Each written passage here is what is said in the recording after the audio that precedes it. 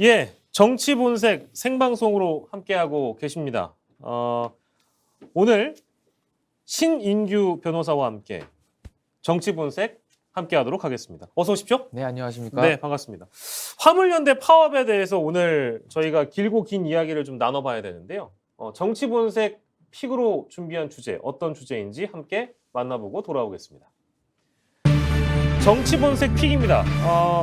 노동자의 생존 파업을 북핵에 비유한 윤 대통령 어떻게 봐야 될지 저희가 얘기 나눠볼 텐데 단도직입적으로 우리 신인규 변호사께 여쭤볼까요? 비유가 적절했습니까?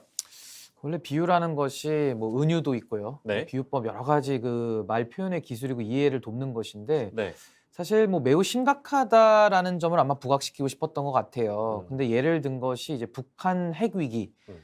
근데 그것은 이제 그 노조의 파업이라는 것은 사실은 그 노동자들 내지는 지금 뭐 노동자성에 대한 이견은 있습니다만은 네. 그분들의 그 생사 여탈 내지는 생존권에 관한 문제이기 때문에 그것을 북한 핵 문제와 비교시키는 것은 좀 비유법이 좀 맞지 않았다. 네. 그렇게 생각을 합니다. 비유법이 맞지 않았다. 근데 심각한 건 맞습니다. 심각한 건 맞습니까? 어떤 측면에서 심각한지도 그럼 짧게 좀 얘기해 주시겠어요? 그러니까 이제 이런 거죠. 사실은 지금 경제 위기를 얘기하지 않을 수가 없습니다. 이건 뭐 제가 길게 설명하지 않더라도 네. 지금 대한민국 경제가 전반적으로 어렵다라는 것은 국민들께서 다 알고 계시고요. 네. 거기에 대해서 이제 사실은 화물연대가 지금 먼저 이런 식으로 총파업식으로 들고 나오면서 이것이 경제에 미치는 영향이 상당히 컸습니다.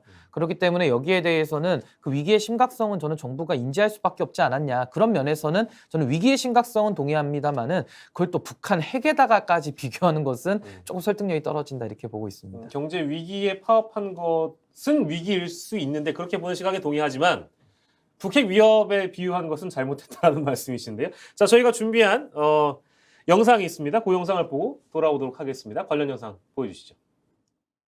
북한이 지금 핵을 꾸준히 개발하고 지금 고도화를 시켜 나가면서 우리 대한민국뿐만 아니라 전 세계를 상대로 핵으로 지금 위협을 하고 있는 상황입니다만은 이 핵을 통해서 얻을 수 있는 것은 아무것도 없다고 생각합니다.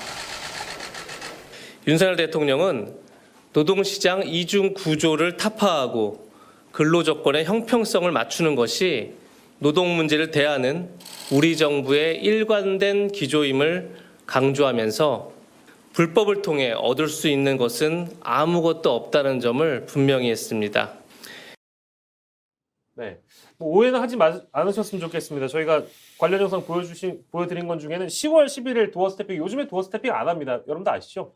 10월 11일 출근길 분담에서 북핵에 대해서 어떤 인식을 대통령이 갖고 있는가에 이어서 대통령실에서 이재명 부대변인이 이 화물연대 파업과 관련해서 어떤 심각성을 갖고 있는지를 잘 연관시켜서 한번 비교해서 보시라고 저희가 그 영상을 보여드린 거니까 혹시나 지금 현재 도어 스태핑 하고 있다고 오해는 하지 마시고요. 자, 그러니까 조상호 변호사께 드린 질문을 똑같이 드리는 게 맞는 것 같아요. 우리 지금 상황은 심각한 상황이라고 경제 상황이 심각한 상황이라고 규정은 해주셨습니다만 어쨌든 지난 6월에 한번 협상이 있었을 때 이 안전운임제와 관련된 기존의 약속을 정부에서 이행해주지 않거나 아니면 소통의 노력을 해주지 않았기 때문에 본인들이 이제 파업을 한다고 화물연대 측은 주장을 하고 있는 거예요. 생각보다 지금 파업이 오래가고 있는 상황이고요. 현 상황을 어떻게 좀 진단해 볼 수 있을까요? 그러니까 우선은 사실 저는 그 윤석열 정부에서 지금 이 노동자들 내지는 이 노동자로 하기도 사실 조금은 애매한 부분은 있습니다만 이 화물기사들에 대해서 사실은 처음에 조금은 너무 좀 강경책을 꺼내던 거 아니냐는 비판은 분명히 있었습니다만은 사실 지금 이런 경제 위기가 굉장히 심각한 상황 속에서 이제 지금 기존의 합의를 좀 이행하지 않았다. 이러면서 화물연대가 바로 총파업식으로 들고 나왔거든요. 네. 근데 또 사실 그 내막을 좀 들여다 보면은 또 일부 절충안은 또 정부에서 또 낸 것도 사실은 있습니다. 그래서 일정 부분의 품목을 좀 확대한다라든지 조금 네. 더 이렇게 노력을 한 부분도 있었는데 네. 사실 이 문제는 좀 근원적으로 어떤 뭐 안전운임제를 지금 뭐 어느 영역까지 확대하느냐 내지는 얼마를 더 규정하느냐의 문제라기보다는 사실 이런 물류산업의 그런 후진성 때문에 사실 오랜 기간 동안 이게 농축되어 온 문제 아니겠습니까? 그래서 이거를 지금 단기간에 지금 정부가 출범한 지 5개월, 6개월 정도밖에 되지 않은 상황 속에서 이것을 바로 해결하지 못한다고 정부를 비판하기보다는 조금은 정부가 바로 강경책을 꺼냈던 어떤 그런 부분에 대한 문제는 있겠지만 조금 불가피한 면을 좀 이해해야 되지 않나 저는 이렇게 생각하고 있습니다. 그렇군요. 대화의 소통 창구가 막혀 있고 파업이 좀 이렇게 장기화되면은 사실 아까 조상우 변호사께서도 그런 노력이라는 게 대화와 타협의 노력은 정부 여당이 해줘야 되는데 민주당에서 절충안 내는 거에 대해서 매우 아쉽다라는 표현을 하시더군요. 그건 어떻게 생각하세요? 그러니까 제가 말씀드리고 싶은 것은 사실 이런 위기 상황만 아니었다고 한다면은 사실 화물연대와 충분히 또 대화할 수도 있는 것이고요. 또 그분들의 요구사항 같은 것도 충분히 들으면서 이제 그런 식으로 순차적으로 할 수 있는데 지금은 사실 그 민주노총에 소속된 화물연대가 네. 사실상 그 6월 달에 있던 뭐 합의를 더 이상 이행하지 않았다는 이유만으로 갑자기 그냥 총파업식으로 들고 나오면서 경제를 사실상 마비시키지 않았습니까? 그래서 여기에 대해서는 저는 정부로서는 지금 이 상황 속에서 또 뭐 대화를 하거나 여기서 좀 더 시간을 지체했다가는 사실 경제 전반이 좀 무너질 수 있는 그런 위기감 이런 것들 때문에 저는 어쩔 수 없는 불가피한 선택으로 저는 업무 개시 명령을 저는 발동을 했다라고 좀 이해하는 측면이 분명히 있는 것이고요. 네. 사실 이 부분에 대해서는 뭐 민주당 입장에서도 그 안전운임제라는 걸 통해서 사실 3년간 유예한 거 아니겠습니까? 3+3. 예, 3+3을 유예한 것인데 그 기간 동안에 아무런 이런 물류 시장의 선진화에 대해서 아무런 논의를 사실 하지 않았습니다. 그래서 이런 부분에 대해서는 여야가 좀 공방보다는 조금은 지금 급한 상황 속에서 경제 위기 속에서는 업무 개시 명령을 통해서 이번에는 좀 넘어가면서 네. 다만 이제 이걸 제도적으로 어떻게 풀 것인지에 대해서는 빨리 국회에서 저는 논의를 좀 착수해야 된다 이렇게 보고 있습니다. 국회에서 논의하는 건 좋은데 지금 논의를 할 수 있는 상황이 뭐 아닌 것은 저희 둘 다 알고 있는 내용이고 그러면 정부가 국회에서 좀 논의가 어려우면 정부가 좀 나서서 해주면 좋은데 뭐 노동부라든지 해주실 분들 많잖아요. 근데 지금 대통령실 메시지 보니까 아까 제가 언급해드린 대로 국민 경제 차질 장기간 지속되면 추가적으로 업무 명령 내리겠다. 이거는 그러니까 이제 타협은 없다라는 뭐 두 번째 선언이라고 저는 보여지긴 합니다. 이거 그렇게 되면 아까 말씀 주신 이 경제 위기가 더 지속되는 거를 정부가 오히려 방치하는 꼴이 되는 것처럼 보이기도 하잖아요. 그러니까 지금 정부에서는 사실 이번 파업을 조금 정치 파업으로 좀 생각을 하는 것 같습니다. 그 그래요. 규정 자체를 정치적인 의도를 가지고서 지금 파업을 하고 있다라고 인식을 하고 있기 때문에 아마 좀 강경하게 가고 있다고 저는 생각을 하고요. 네. 저는 정치 파업으로 그런 식으로 다 매도하는 것보다는 저는 경제 위기론을 조금 더 저는 좀 이해시키고 싶고 네, 이런 네. 위기 상황 속에서 화물연대가 조금은 성급했다라는 부분은 네. 좀 인정하지 않을 수는 없다. 저는 이렇게 보고요. 예, 예. 다만 지금 이 부분에 대해서는 서로 대화의 채널이 지금 단절되어 있는 상황 아니겠습니까? 그렇다면 저는 국회가 지금 정상적인 작동이 안 되고 있는 상황 속에서는 저는 업무 개시 명령을 발동하더라도 네. 이것을 대통령이 직접 그 법과 원칙을 얘기하면서 타협의 여지를 아예 없애는 방향 저 이런 거보다는 네. 소위 말하는 뭐 경찰이라든지 그런 예. 노동부 장관이라든지 뭐 국토부 장관, 주무부 장관이 국토부 장관이니까요. 네. 좀 이분들 선에서 저는 좀 강경하게 가더라도 네. 좀 대통령께서는 지금 고유가 또 고환율 고금리 상황 속에서 정말 그 화물 기사들이 현실적으로 어려움을 겪고 있는 부분 분명히 있지 않습니까? 네. 저는 그런 부분들과 더해서 물류 구조의 그런 후진성에 대해서 좀 더 대통령이 좀 더 제도적인 그런 거에 대한 좀 공간을 열어주셨으면 어땠을까 하는 조금의 아쉬움은 남습니다. 그러니까요. 저희가 그 방송하면서 이제 초반에 이 대화의 의지, 소통의 노력, 타협 이거를 이제 강조하는 이유는 아까 조상호 변호사와도 결론을 내렸습니다만 이 문제를 해결하는데 가장 큰 주안점을 둬야 되는 그 주체는 바로 정부 여당이다. 근데 정부 여당이 너무 강경하게 나오고 있고 예를 들면 뭐 대통령 그리고 대통령실 장관, 총리, 여당 대표 이제 이쪽에서 너무 다 강경한 태도로 나오니까 저희가 예를 들어 실무자인데 화물연대에 있는 아무튼 그 고위급 인사들 만나야 돼요. 화물연대 사람들 만나가지고 아니 대통령이 뒤에서 국회 위협을 얘기하고 있는데 어떻게 저희끼리 뭔가 진전 있는 대화를 할 수 있겠습니까? 너무 앞서서 이제 규정해버린 거 아닐까요? 이제 대화하지 마라 이런 식으로 가이드라인 준 것밖에 안 되잖아요. 그러니까 이제 문제 인식과 그런 해결책에 대해서는 제가 인식을 같이 합니다만은 네네네. 그런 풀이하는 방법론에 대해서는 저도 생각을 조금은 달리하는 바이고요. 네네. 사실 이렇게 봅니다. 이 민주노총이라는 조직에 대해서 뭐 많은 시청자분들께서도 인식이 다양하시겠지만은 사실 지금 귀족노조라는 이 문제가 사실은 대한민국 사회에 있는 부분도 사실이고요. 근데 저는 귀족노조에 대해서 그 기득권을 깨는 문제하고 사실 지금 생업 전선에서 하루하루 열심히 성실히 일하면서 일을 하는데 정말 남지 않는 이런 상황 속에서 생계가 막막한 네. 그분들의 어려움은 동시에 저는 존재한다고 보거든요. 그렇다면은 너무 귀족노조의 문제만을 앞세워서 상대를 적으로 규정하고 더 이상의 타협은 없다라는 강경책보다는 네. 또 그 부분에 대해서 정말 그 어려운 그 여러 가지 산업 현장에서 실제로 어려움을 겪는 분들의 그 어려움을 공감하는 태도 속에서 정부가 조금은 네. 태도를 유연하게 하는 속에서 저는 이런 업무 개시 명령을 네. 발동하는 것이 예. 좀 맞지 않았겠느냐. 근데 지금은 뭐 대통령부터 해서 앵커께서 말씀하신 대로 장관, 총리 모두가 다 일변도로 가고 있기 때문에 좀 협상의 여지가 많이 줄어든 건 사실입니다. 알겠어요. 그럼 법률적인 쟁점으로 저희가 넘어가 볼까요? 저희가 조상우 변호사한테 질문했던 순서와는 이제 역순으로 좀 가볼 텐데 그 ILO 국제노동기구에서 긴급 개입을 한 것이다. 아니다. 의견 청취다. 의견이 좀 나눠요. 노동계와 정부 입장은 다릅니다. 어떻게 봐야 될까요? 근데 지금 사실 그 ILO에서 그 이제 뭐 우리나라가 이제 그 국제법이나 그 조약 같은 것은 법률과 동일한 효력이 있기 때문에 이제 이런 부분에 대해서 강제 노동으로 보고 또 문제 제기를 하는 것이거든요. 근데 사실은 이 부분에 대해서는 저는 국가적으로 판단할 수 있는 분명히 재량의 여지는 좀 있다고 봅니다. 예를 들어 뭐 많이들 아시겠지만은 사실 그 의사의 경우에도 그 의료법에 따라 가지고 보건복지부 장관의 그 업무 개시 명령이 규정이 되어 있거든요. 그리고 지금 이 화물연대 같은 경우도 사실 노무현 정부에서 이 업무 개시 명령을 만들었고 예. 이제 최초로 발동된 면은 분명히 있습니다만은 네. 이 부분에 대해서 저는 국가적인 위기 속에서는 이것을 꼭 강제 노동으로 저는 보기는 어렵다고 보고요. 또 이것을 국제기구에서 규정을 하는 것과는 변론으로 네. 저는 국내적인 정치 상황 속에서 저는 충분히 저는 행사할 수 있는 조치다 좀 그렇게 봅니다. 예. 공문이 온 건 사실이고 뭐 사실 그 공문 내용이 어떤 건지는 뭐 아직 원문을 공개 안 해서 의견 조회 사례가 이전에도 없었던 건 아니더라고요. 저도 보니까 할 수 있는 거라고 하는데 이걸 긴급 개입이라고 민주노총이나 이제 공공운수노조 이쪽에서 주장을 하는 걸 보니까 협약 29조 강제 노동 금지를 위반한 행위이기 때문에 우리는 그렇게 본다. 이제 이렇게 주장하고 있는 것이거든요. 어떻게 보셨어요?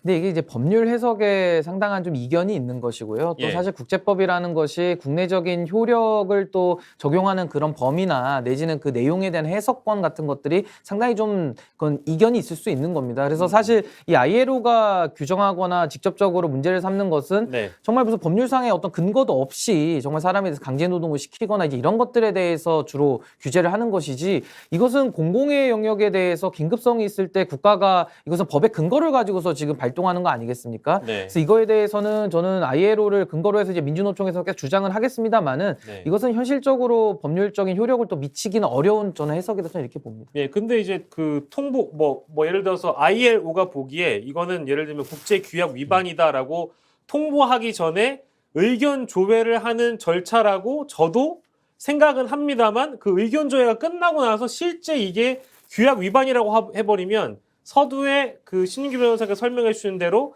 이 국제 그 ILO와 협약을 맺은 이런 규약들은 어떤 국내법의 동일한 효력을 갖게 되는 거잖아요. 그러니까 그러면- 국내법과 동일한 효력이 있죠. 그죠? 그렇게 돼버리면 우리 입장에서도 뭔가 노동 탄압을 하는 국가로 ILO가 본다는 의미로 해석될 수 있는 거 아닙니까? 그러니까 이제 그건 사실상에 어떻게 보면은 이제 국제적인 그런 국가 이미지라든지 국가의 신뢰나 뭐 이런 부분에 영향이 있을 수는 있는데 네. 사실 이 부분에 대해서는 저는 ILO가 어떤 최종적인 판단할지도 좀 지켜봐야 되는 부분이 있는 것이고 지금 어쨌든 간에 이 상황 속에서는 법의 근거를 가지고서 국가가 업무 개시 명령을 발동한 거기 때문에 네. 전 이걸 가지고서 바로 ILO의 어떠한 뭐 조치라든지 어떠한 국가적인 그런 뭐 불이익이 있다든지 이런 것까지는 상정하기 좀 어렵다 이렇게 봅니다. 알겠습니다.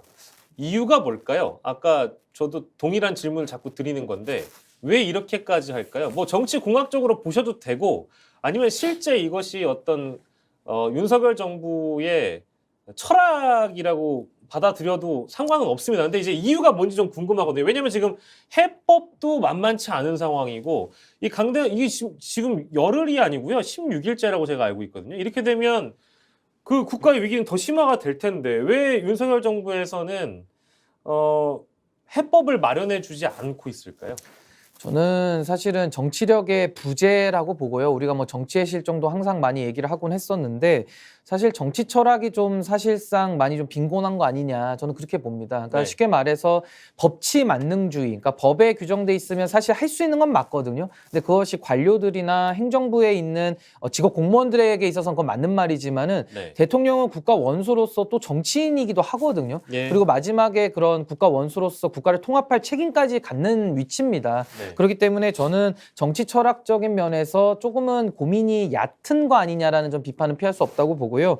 그리고 이제 노동에 대한 저는 좀 공감이 좀 많이 부족한 거 아니냐. 그러니까 쉽게 말하면은 우리가 뭐 소위 말하는 보수 정당이 좀 자본에 친화적이거나 좀 네. 기업에 좀 프렌들리하다라는 평가가 많이 있는데 저는 사실 이런 노동의 아젠다 같은 경우도 진보의 전유물이 아니거든요. 사실 땀 흘리면서 성실하게 일하는 사람들이 국가에서 잘 사는 것이 왜 문제되겠습니까? 저는 이거 보수에서도 이런 영토, 그러니까 아젠다의 영토를 계속 넓혀야 된다. 저는 이렇게 보거든요. 그래서 이런 노동에 대한 좀 공감 내지는 또 노동에 대해서 그런 좀 철학적인 좀 뒷받침이 조금 더 필요하다. 전 그렇게 봅니다. 근데 지금은 사실 귀족노조 문제 때문에 사실은 노동계라는 것을 보수의 시각에서는 이제 귀족노조라는 그 프레임을 통해서 보거든요. 근데 사실상 노조는 전통적으로 다 전통적인 그렇다는 것은 게 아니고. 그렇습니다. 예, 근데 네네네네. 저는 사실 노동계 현실도 자세히 뜯어보면 거기도 을을 갈등이 있는 것이고요. 예. 거기도 노조 기득권이 분명히 있고 네. 또 그 안에서 또 어려움을 겪는 실질적으로 그 어려움을 겪는 노동자들이 많기 때문에 예. 저는 귀족노조에 대한 문제 인식을 저도 강하게 갖고 있고요.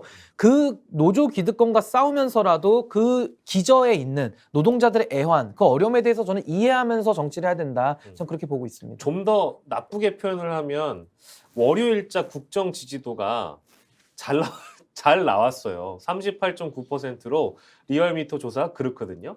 그래서 일각에서는 그런 분석도 합니다.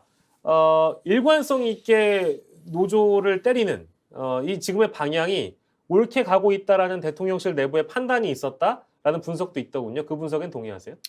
뭐 저는 사실 그 노조를 때렸기 때문에 이것은 저는 지지율이 올랐다 이렇게 보지는 않고요. 이게 뭐 동전의 양면일 수도 있겠습니다만은 저는 오히려 화물연대나 이런 쪽에서 과도한 그런 파업이라든지 국가 경제 위기를 초래함으로써 오히려 좀 반사적 이익으로 저는 지지율이 올라간 거다 이렇게 보거든요. 반사이익. 예, 전 반사이익으로 보고요. 근데 이제 다만 이 반사이익으로 저는 보지만은 또 이것을 대통령실과 또 정부 여당에서는 오히려 노조를 때렸기 때문에 지지율이 올랐다 이렇게 또 이해할 수 있어요. 그러면서 네, 오히려 네. 강경일변도로 갈까봐 저도 상당히 좀 우려스러운 면이 있는데요. 네. 좀 이 부분의 지지율 상승은 뭐 고무될 것이 아니라 좀 더 잘해야 될 그런 좀 생각을 했으면 좋겠습니다. 예, 알겠습니다.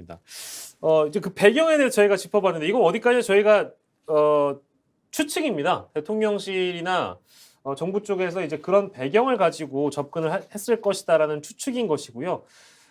실제 좀 아쉬운 부분들이 적지 않기 때문에 그런 질문을 드려본 것이고요. 그래서 그렇다면 이제 어떻게 해야 됩니까? 신인규 변호사님 해법을 좀 주세요. 이거 어떻게 풀어가야 됩니까? 16일째 이제 더 추워지고요. 더 추워지게 되고 더 업무 개시를 두 번째로 또 내리게 되면 이건 뭐 화물연대하고 싸우자라는 것밖에 안 되기 때문에 타협점을 만들어야 되고 그게 정치의 역할 아니겠어요? 누차 얘기를 해주셨겠지만 어떻게 해야 됩니까? 해법을 좀 주세요. 그러면. 뭐 제가 말한다고 해서 그대로 되지는 않겠습니다만 그래도요. 네네. 저는 사실 이 지금 이 화물연대 파업의 문제는 좀 표피적으로 볼 건 아니고 저는 좀 본질을 들여다보는 시각으로 좀 전환을 해야 된다라고 일단 전제를 하고요. 네. 일단은 이제 국회가 좀 정치가 지금 제대로 작동 안 하고 있기 때문에 참 어려운 부분은 있습니다만은 전 이 안전운임제에 대한 지금의 그 일몰제 이후에 추가로도 연장할 것이냐 아니면 연구할 것이냐 이런 논의가 있지 않습니까? 네. 저는 3년 동안 시간을 허비한 것에 대해서는 저는 여야가 다 모두 반성을 해야 된다고 생각을 하고요. 예. 전 지금의 상황에서는 부득이하게 저는 일부 기간을 정해서 저는 연장은 필요하다고 생각을 합니다. 예. 다만 그 연장 속에서 과거와 같이 그런 시간을 허비하면서 그런 좀 표피적인 해결책으로서 또 문제를 묻어두는 식으로 가서는 안 될 것이고요. 예. 저는 대통령께서 정치를 좀 복원하는 노력 속에서 저는 이 화물연대 이 지금 대한민국의 물류 시장의 후진성부터 극복하는 이 문제의 논의부터 테이블에 올려서 저는 좀 더 여야가 좀 더 지혜를 모아야 된다. 근데 네. 이 부분에 대해서는 이미 해결책은 좀 나와 있거든요. 쉽게 네. 말해서 지금 물류 시스템 자체가 다 그 화물차주들이 뿔뿔이 흩어져 있기 때문에 개별적 협상권이 없고 그러다 보니까 제살깎기 경쟁하면서 모두가 다 지금 상황이 어려워지는 거거든요. 근데 거기에 대해서 안전운임제를 통해 가지고 일부 좀 보전이 되는 부분은 있겠습니다만은 이게 시장 경제 속에서 가격을 통제하는 방식으로는 지속 가능하지는 않습니다. 그렇기 때문에 저는 조금 더 여야가 이것은 머리를 맞대서 조금은 이 부분에 대해서는 어떻게 이건 물류 구조, 이 물류 시장을 좀 선진국처럼 좀 선진화시킬 것이냐 네. 여기에 대해서 저는 바로 좀 논의에 좀 착수해야 된다. 그리고 지난번 3년 동안 그런 식으로 국회가 허비하게 시간을 보냈던 것처럼 반복해서는 안 된다. 저 그 말씀 꼭 드리고 싶습니다. 안전 운임제에서 어디에 포커스를 맞추느냐도 좀 중요한 것 같아요. 예를 들면 어떤 분들은 운임에 포커스를 맞출 것이고요. 어떤 분들은 안전에 맞출 것인데 물론 둘 다 중요합니다. 화물연대나 이제 이런 화물 차주들 입장에서는 둘 다 중요하기 때문에 안전 운임제라는 걸 시행을 한 것인데 사실은 그 운임도 운임입니다만 안전이 매우 중요하기 때문에 이것을 아예 연장을 해주지 않는다는 방식의 접근을 저는 정부에서 안 했으면 좋겠다는 생각도 좀 먼저 들고, 기간 연장에 대한 해법 그리고 이제 품목 늘리는 방법을 이제 3+3으로 민주당이 갖고 나왔으니까 국민의힘 쪽에 얘기를 좀 해주세요. 뭐 최대한 얘기를 해서 그러니까 국민의힘도 귀를 열고 들어야죠. 그러니까 이 네네. 과거에도 선거법 협상할 때 국민의힘이 뭐 네네. 예를 들면은 뭐 국민의 의사와 그 의석수를 비례하는 쪽으로 가자 했을 때 그냥 뭐 비례대표 다 폐지하자. 우리는 그냥 선거법 뭐 협상에 임하지 않는다. 이러다가 이제 그 야 3당이 그때 진행을 하면서 그러니까 자유한국당이죠. 예. 당시에 그런 좀 안 좋은 상황을 맞이했었는데 전 이번에도 마찬가지입니다. 귀 닫고 안 듣겠다라고 하면은 오히려 전 이것은 국민의힘에 저는 불이익으로 올 거라고 보고요. 예. 적극적으로 저는 나서야 된다고 생각을 합니다. 이게 민생 문제 아니겠습니까? 그렇죠, 근데 다만 저는 안전운임제에 있어서도 그 안전에 이것이 얼마만큼 효과가 있었는지는 지금 서로 인용하는 통계가 다릅니다. 그러니까 그 기준에 대한 전 합의도 좀 이뤄서 저는 예. 안전에 대한 것도 어느 정도 이게 실효성이 있는지도 확인을 해야 될 것 같고요. 또 하나는 그 안전운임제 항목에 뭐 통신비라든지 좀 다른 것들이 많이 좀 들어가 있다라는 것도 제가 기사를 통해서 봤는데 네. 이것도 국민들을 설득해야 되는 문제가 있기 때문에 네. 정말 안전운임제가 안전에 국한이 돼야지 마치 그 기사들의 다른 것들을 보존해주는 식으로, 그러니까 수당을 네. 보존해주는 식으로 가면은 저 국민들한테 설득이 안 된다고 보거든요. 예. 그래서 마지막으로 제가 강조하고 싶은 것은 결국 이 물류 시스템도 시장 경제 원리에 맞도록 가야 지속 가능할 것이다. 그러니까 이 부분도 조금 좀 심도 깊은 고민이 필요하다 이렇게 봅니다. 네, 맞습니다. 올해 이제 일몰 예정이던 안전운임제를 뭐 영구적으로 시행하는 부분도 기간을 한정해서 하거나 기간을 한정하더라도 그 기간이 얼마나 되는 것인지 이제 이런 세부적인 논의가 필요한 것 같고요. 그리고 품목을 늘려가는 부분도 좀 논의를 해봐서 국회 차원에서 좀 합의가 이루어진다면 그거를 토대로 이제 국회가 나서서 건의를 하고 정부가 받아만 준다면 이렇게까지 장기간 갈 문제는 저는 아니라고 생각을 합니다만 너무 길어지고 있어서 오늘 저희도 주제로 다룰 수밖에 없는 것이고, 마지막으로 양념이 될 만한 질문입니다. 경사노위 위원장 얘기 잠깐 하고 끝날 거예요. 예. 경사노위 위원장이 주말에 회동을 갖긴 가졌습니다. 역할을 기대해 볼 수 있을까요?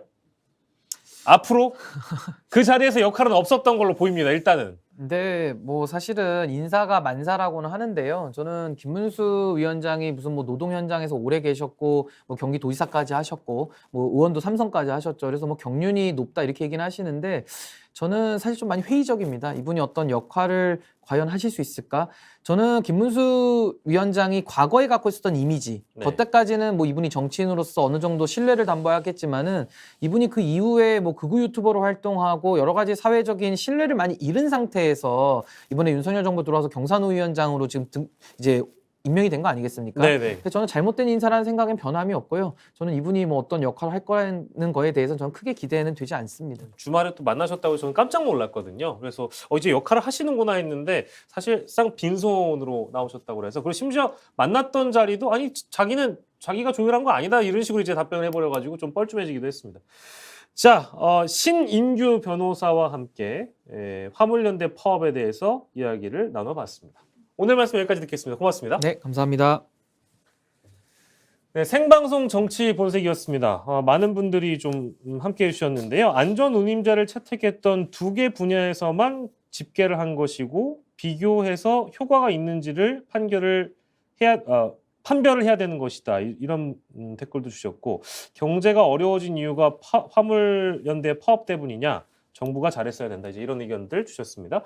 저희는 내일 이 시간에 동일한 시간 좀 들어와서요. 오늘처럼 하나의 주제를 좀 깊게 들여다보도록 하겠습니다. 생방송 정치본색이었습니다. 여러분 고맙습니다.